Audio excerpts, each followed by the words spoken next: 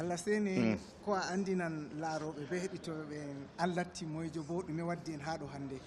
Well, andi bana no wi inde am honorable Babangida SM Groje kiɗɗo kakaki majalisa leddi.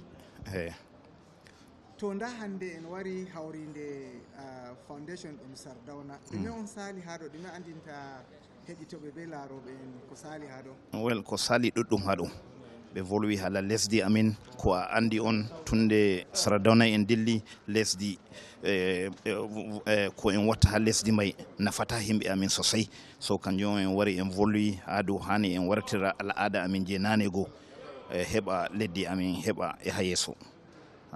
To jotta ɓe bolwi boliɗe ɗuɗɗum haɗo ko handi ardiɓe bana onon ardiɓe arewa on gaɗa ngam heɓa arewa yaha yeeso bana ɗume be ɗume on jotta mataki on hosata. Mataki en hosata kanjum on en hawta hoore amin.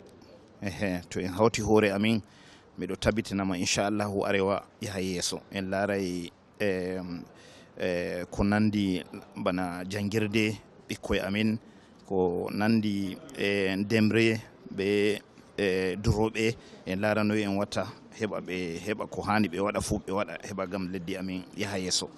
To soyde jangirde ɗon nder ɗo tan soyde jangirde ɗon nder ko waddi jahal ɓaawo ha arewa wala seko. To ɗum on a noddirta saaro en dow ko larani jahal yeeso arewa. Ko min noddanta saaro kanjum on ɓe tabbitina ɓikkoye amin jangi ɓe tuuri ɓe makaranta ɓe valliti ɓe tabbitina ɓe jangi heɓa en yaha yeeso leddi amin yaha yeeso gaba ɗaya. Yetti barka. Thank you.